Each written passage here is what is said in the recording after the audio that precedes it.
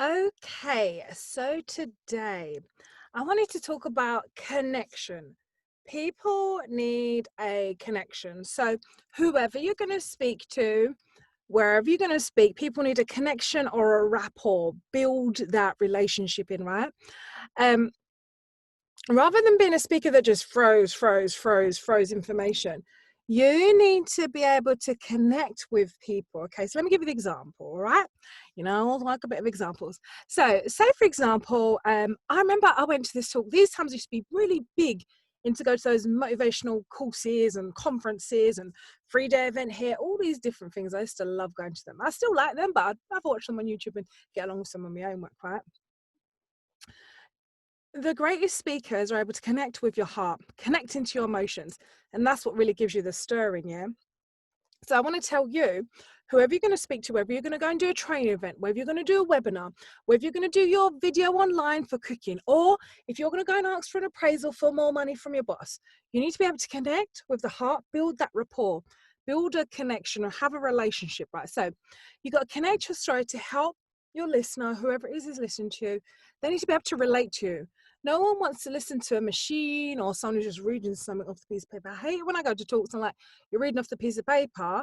Like I've got notes as well, but I'm not going to just be there like, no,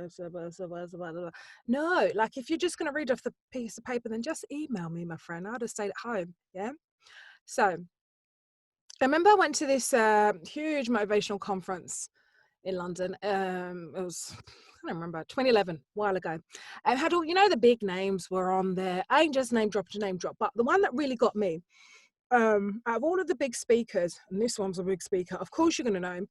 It was when I saw Tony Robbins speak. Now he's a huge physique guy, American, big, etc. If you've seen him, right? What I really loved about him is obviously got a powerful stance, right?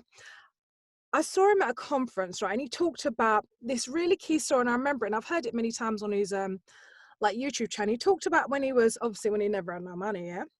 He didn't have any money, and he went to some restaurant, right, to have lunch, and he saw a young boy taking his mum on a date for lunch, and I think he started a conversation with the boy or something like that, and he didn't have any money. Tony said, oh, he had like $20 or something like that, and he paid for the boy's lunch with his mum, etc.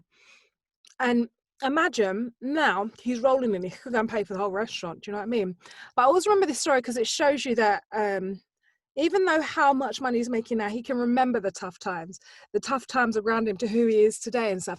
And it gives you that connection because everybody has days when they ain't got no money on their purse or they're getting a decline on the card. You remember those days, maybe in uni times or when times were hard, if you're in between jobs or stuff, the business weren't going well. Everybody remembers. Everyone can always connect with that type of story of hard times. A lot of people can connect on hard time stories than they can on good time stories because some people have just got a negative outlook, right? But I really remember this story, and I've heard it a couple of times online because it really reminded me that no matter how hard you're going or how tough life is, there's always someone you can help if you just look and open your eyes. And it just really just reminded me that you've got to go for the heart. I mean, yeah, obviously that is a true story, but that story really connected with my heart because I'm like, I even know like I have tough times. Tough times are in the past, tough times maybe now, tough times will come in the future. Okay, cool. But we know that we will rise and survive. We're just going to pray, etc. And we're going to get it done, get it moving. And I always remember that because it really connected me because I think, I can't remember if I didn't have no money at the time. Anyway, I'm not sure, but I can relate to it because I know when tough times come at uni times, woof, you want to get food or you want to get your books and the account is like decline. And I can relate to that. A lot of people, you got to think of an example that people can relate to. And I remember at that conference, Tony picked the one of like, even though you may feel like you're having a tough time, if you open your eyes and look, someone else is having an even tougher time than you, and you can go in there and help them, etc. So I remember that, and it really got my ears and attention, and you've got to just go for the heart. So whatever it is you're thinking of, like if you're going to put together a webinar or you're going to do a training at work or you're going to go and ask for appraisal, whatever, you've got to think of how you can connect with the person or group of people who are going to listen to you. How can you connect with their heart? How can you engage in emotion? Because you want someone to do something. There's no point talking just for talking. There's no point in that. You're trying to talk to share information and to get something happening in motion. So you've got to trigger the emotion so you can get the motion going. All right.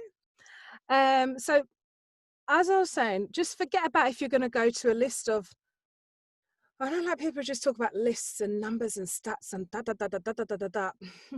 Who cares about that stuff? If you're going to give me numbers and stats, tell me about why they're so valuable. Tell me about why they're going to benefit me. Don't just give numbers and stats. It's not attractive to me. Tell me why these numbers are important to me and give me the qualitative behind it. Give me the emotion behind it. Give me that if we do this with this money, we're going to get this, etc. Give me that information. And I want to say, just be clear about what you want your listener to get from what you're saying. As I said, could be that you're going to go and do your yearly appraisal. Could be that you're doing training event for, could be anything, diversity, could be, I don't know, HR one, whatever it is you're the training manager for in your corporate office, right? You got to be clear what you want your listener or your audience to walk away with in that time that you've got. What you want them to know by the end of it, or what they should be more familiar with, okay? So always, so when they leave, you can use a structure to frame your talk and give your listeners what they want to hear, and people will remember it more if you trigger an emotion or an example that goes to their heart or their lifestyle. And another thing, right, when you're giving this story, this scenario, because I know it's when Tony does this one, he'll kind of drop his voice a little bit, the emotion will come into it, slow down a bit. So yeah, me, I know I'm always on 100 when I'm talking, 100% get that. But when you're going to bring in these emotive topics, these type of heartwarming examples, you've got to change the style of your voice. And sometimes you don't get what you want because of the way you're asking for it, yeah? So the delivery is key. So you got to sound interesting. Your passion for the topic, like if you watch my friend who's the online chef, oh my gosh, the food, when she talks about the food and stuff, you feel like you're eating the food. That might because I'm a bit craving, but you feel like you're eating the food, the way she describes the flavors, how she cooks. She talks about the tender of the meat and stuff and that. So the way how you talk needs to come with enthusiasm, needs to come with passion. And if you're on a topic that you're not too sure of, I don't say don't talk. I say do the best that you can with it, right? But always, delivery is key. Even the most boring topic, delivery is key on that one. So when you talk, right, try to persuade people. Don't just chuck information at people. They're not a machine. They're not a computer. They're not an Excel sheet. Provide the information to your listeners, connect with their heart and their emotions with a good example that can be relatable to help them put the information you've given into an action, into emotion that can be done, okay? So I always remember Tony Robbins one was about that. It was like, you'll never be broke for always, or something like that, he said.